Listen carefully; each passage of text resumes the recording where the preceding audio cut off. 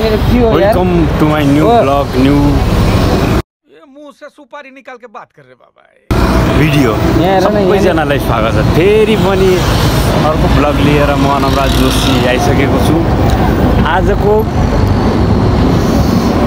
आजको इसके मुंह में पैदाशी सुपारी है, ये तोतला है। गाम ठाउँ भनेकै बनगाउँ। अबे किधर है बे? कटेट कहाँ है बनगाउँमा जाँदैछु हेर्नु होला यता आजको भिडियो आज हो माइ गड आन्दोलन हुँदैछ क्या जस्तो लाग्यो। मामाश्री पनि गइहाले साले तभी मेरा माफ ठिकै छ। आज हेर्नु होला बिस्तारै कस्तो हुन्छ के हुन्छ। Blog subscribe and like subscribe अनि भिडियो हेर्नु होला कस्तो हुन्छ है गाइस।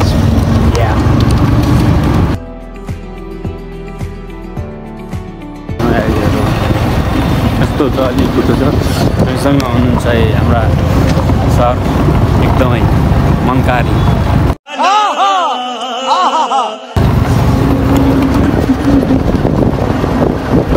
एकदमै मनकारी सर हुनुहुन्छ। बनगाउँ जाँदैछु सामान किन्न अलि सस्तो मिल्छ नि त अलि नेपालको बर्डरतिर, त्यही भएर बनगाउँ जाँदैछु। समझ रहे हो मामा देखाउँछु है मामा। अरे कहना क्या चाहते हो? यति राम्रो छ धनगढी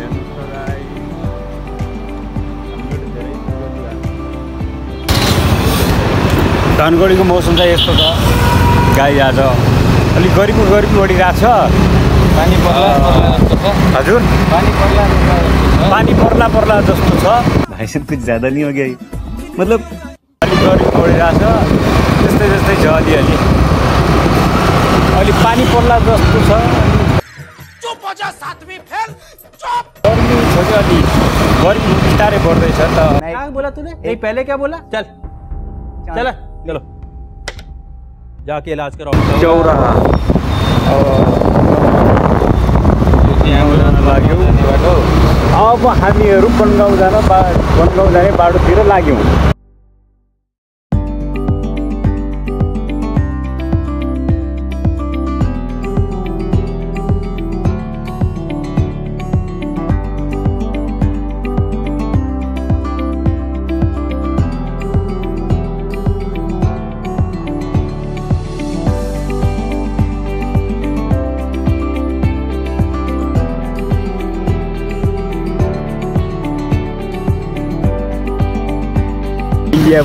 मंकी मोबाइल खोसेर लग्नु के।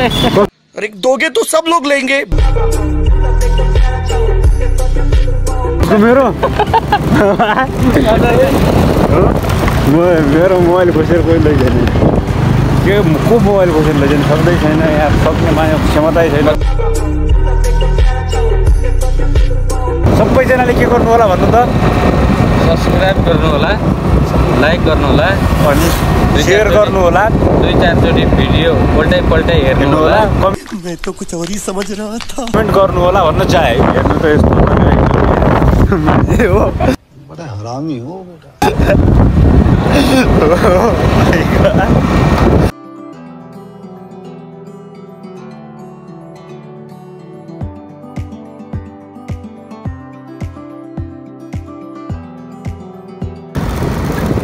एउटा गजल भन्नु म तपाईँको लागि है। गम्म भुँडीभन्दा सर्लक्क भुँडी मनपर्छ होइन? गम्म भुँडीभन्दा सर्लक्क भुँडी मनपर्छ। भात लागेर हो कि मात लागेर हो हाम्रो सरलाई अर्कैको बुढी मनपर्छ।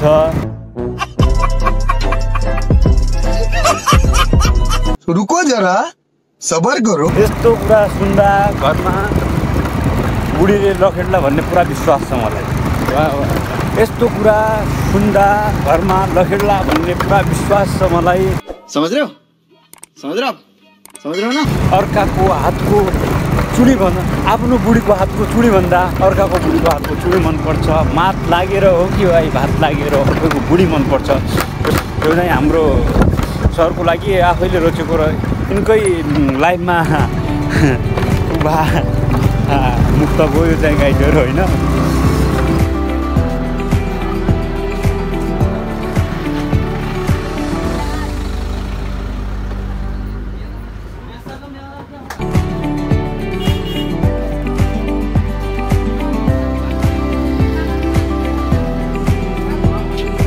ल गाइज हामी चाहिँ लाग्यो अब आफ्नो घरतिर। अब जाँदैछु, ट्याक्कै सामान किनिहालेँ।